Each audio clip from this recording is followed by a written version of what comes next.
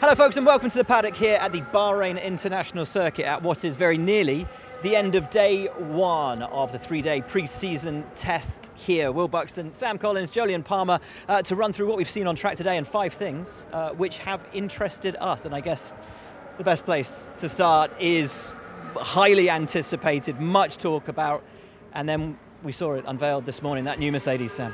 Yeah, I mean, you've limited me on time to talk about this, which is very difficult. It's okay, you can run over a bit. Yeah, there's more than 5 things I want to talk about on that car alone, but we've got to talk about the side pods, or the not side pods as they really are. They've gone super tight, tiny little apertures on it, and I don't quite know how they're getting the air through that car to cool it down enough, but seems to be working. They just seem to be trying to get as much air over the rear of the car as possible, make it work, but they've gone so extreme, it's really surprising. And what I think has fascinated and surprised a lot of people is they've gone from that horizontal aperture to a vertical aperture. Yeah, it reminds me a little bit of a Life LC90, a 1990 Formula One car that wasn't very good. But they had the little sort of slit-type horizontal inlets, and that one didn't work so well for them. So I wonder if there's any sort of feeling Mercedes that they probably shouldn't follow that route, but probably not. The guys were saying earlier today when I talked to them, it's a bit like when you switch from an Android phone to an iPhone. It's very, very exciting, but it takes a little while to actually understand it. And we could see out on track today, the driver's still struggling with the car. Yeah, it didn't look easy at all times in Barcelona, and still they're locking up, scrabbling around a little bit for grip. I think they got some fuel on board, but it just looks innovative, doesn't it? And I saw the mock-ups before this week of, there was some rumours of how it might look. I thought, this has got to be a wind-up from Mercedes, surely, to have a car that looks that revolutionary. But they've actually done it. The car's not absolutely flying at the moment. They'll have to hone it in. But I would say it's a bit of a warning shot for everyone. Of course, Formula One had for the last year had an entire department of people looking at the regulations, trying to find loopholes, trying to find different ways of making these cars. Talking to Ross Brawn this morning, he was fascinated by the car, and he said that wasn't a development path that anybody at Formula One had anticipated. So it's going to be fascinating to see what happens with that.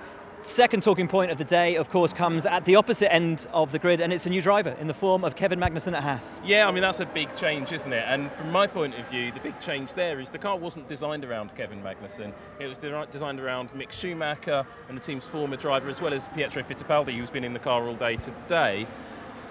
Getting the 2 new drivers into the car over this weekend when the cars arrived late to the circuit because of that flight that you were on, actually. And that was really difficult for the team to get both drivers bolted in. And I know I was talking to you earlier about it. Just how much effort is that to get 2 drivers comfortable? It's tricky. The good thing is Kev's not huge, so he can fit into the car okay. Tall drivers might have struggled to get into a car that's basically been designed for shorter drivers. Mick Schumacher will be taller than Kevin Magnussen. From that point of view, he's fine. So it's just a case of embedding back in the team. At least he knows the team well. They obviously like him. He's been there for a few years previous, out last year, of course, and the first person they called to get back in. I think it's a great choice from them. And it's a multi-year deal as well. You know Kev really, really well. What kind of a driver are they getting, and how important is his knowledge, his experience, not just in terms of pulling that team forward, but also, I guess, acting as a benchmark for Mick? I think it's crucial. I think it was the right decision. I mean, in some part, I feel a bit sorry for Pietro Fittipaldi, the reserve driver, who's out there still at the moment and getting some laps in. But I think the only option was to go with an experienced driver, and that can be Kevin Magnussen. They know what he can do. He can be a great benchmark for Mick Schumacher as well. And in this new era of Formula One, the car's completely new. There's going to be a lot of revolutionary designs, a lot of steers needed. I think he's going to be good in many ways to sort of steer that team. Haas, of course, already on the back foot after a difficult week in Barcelona. As you've said, Sam, the freight arrived late here today. They missed the morning running. They won't be able to have the half day that they have missed. They were hoping to run that on Sunday morning. Instead, they're going to be able to run later in the day for these 3 days, we understand, just to make up that time. So they will hopefully recoup a bit of that time. Now, one team that's had a difficult day today, Aston Martin. Sam, we've already seen the car looks like, actually, Jolyon, I'll start with you. Car looks like a handful when it is out on track. Yeah, and again, much of what we've seen actually was apparent in Barcelona in small amounts, but now we've got cameras all around the circuit, we can see a little bit more clearly. And the car still looks like a bit of a handful. Sebastian Vettel in this morning, Lance Stroll taking over this afternoon. the low speed, it looks the trickiest of all the cars. I have to say, Seb was really fighting at the wheel through a lot of the low speed corners, and there's many of them here in Bahrain. Compared to Barcelona, it was more sector 3. Here, there's sort of slow speed corners spread out around the lap, particularly sector 1, fiddly right-hander into a left. And yeah, Vettel just really struggling with the rear end particularly. Looks a bit snappy, looks like they've still got plenty of work to do.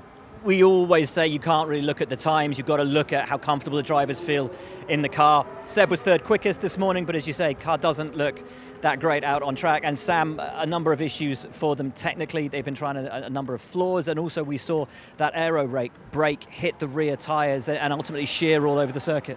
Yeah, we've seen quite a few cars having bits essentially falling off them, and that's a bit of a surprise. I think maybe you said it earlier on, it feels like day 1 of a new set of regulations. Actually, it's day 4, so a lot of teams pushing a bit harder and finding problems, Aston Martin being one of them. They had a new floor at the start of the test, then switched to another new floor in the middle of the day, then went back to the first floor because I think the new one didn't work so well. So they're still at sea trying to find out what works for that car, and that sort of backs up what you were saying, that the car just isn't working for the drivers. It doesn't look like it's working technically either. When we talk about flaws, you've noticed an innovation on one of the cars. You think you have, anyway. Yeah, the McLaren you're talking about. Yeah. So McLaren and floors, here we are in Bahrain, another year on. Again, yeah. Mucking around with the floors. Now, at the front of the McLaren floor, and I don't really understand why I didn't notice it in my own photos from Barcelona, but I had a very good look at the car early on. It's got 2 enormous ducts. It looks like they've moved their side pod underneath the car. They've got 2 huge air ducts on the leading edge of the floor. They're ducting, which I think must be for cooling. They're ducting air under the car and through the bodywork towards the back. And that's something nobody else has really tried. And I think that's a really interesting solution. Clearly going to be some aerodynamic gains, but pretty clever and pretty high risk to be mucking about with that flow at the leading edge of the floor under the nose. It's going to be very hard for other teams to copy if it does work. Jolyon, again, McLaren, like Ferrari, one of the more impressive teams from Barcelona. They did have some issues today, though. Brake problems for Lando Norris, Daniel Ricciardo feeling ill. Yeah, maybe the losers of today actually looked like they were trying to break with Ferrari towards Mercedes and Red Bull in Barcelona. But Lando's not got that many laps in. Daniel ill today, so they had a bit of a slow start changing it around as well, the run plan. So still, I think the car's okay. I think hopefully for them the brake issues today weren't linked to anything intrinsic in the car, and they could fix it quickly, and when it is running, it looks okay still, but limited mileage. Fifth and final point then for the day. It was the talking point in Barcelona, porpoising. We have still seen it out on track, maybe to a lesser extent. It's a very bumpy circuit anyway out here, but we have seen stays at the rear of the car on a number of cars onto that rear, the rear of the floor, trying to secure that down. Is that to cure porpoising? Is it floor flex? What do you make of that, Sam? It's a bit of both. I mean, floor flex is something the FIA have warned all of the teams to keep a close eye on, and the teams have been studying the rear edge of the floor. So what they want to avoid, the FIA want to avoid, is the rears of the floors drooping down and contacting the top of the racetrack. Almost becoming a skirt, I guess. Exactly that, literally becoming a skirt. And that then would hugely boost the downforce on the rear of the car. Back of the car goes scooting down, then you get the porpoising effect. So it's a bit of both. So I think the teams have suddenly realised that the loads across that back of the floor are a lot higher than expected. And a few team bosses, team principals rather, team technical directors as well, have mentioned to me that the loads are not what they expected in that area, and the cars aren't performing in the way they expected in that area. One of them even called it a rookie mistake that they'd made on their car, and those stays are going in to solve that. And all of that, Jolyon, has an impact on the drivability of these cars. A very different circuit here to Barcelona, and as you've noticed all the way through the day, a lot of drivers struggling out there. Yeah, porpoising actually in general seems better, probably because of these stays on the back, and they're just trying to fix the rear of the car slightly higher. But in the case, pretty much since we've had it in Barcelona, in any case, they're going to be struggling with other areas to try and fix these porpoising issues. They want the rear of the car really low, trying to seal off that ground effect, and any fix is going to have some subtle differences or major differences elsewhere. Porpoising looks better. The cars still look really stiff. They actually just look like they're bumping a lot more. Maybe the track's got slightly bumpier over the start-finish. There's one particularly that's on the left-hand side on the racing line that some of them are trying to avoid. So the cars are running so stiff, they're catching other bumps, but overall porpoising not as dramatic as it has been.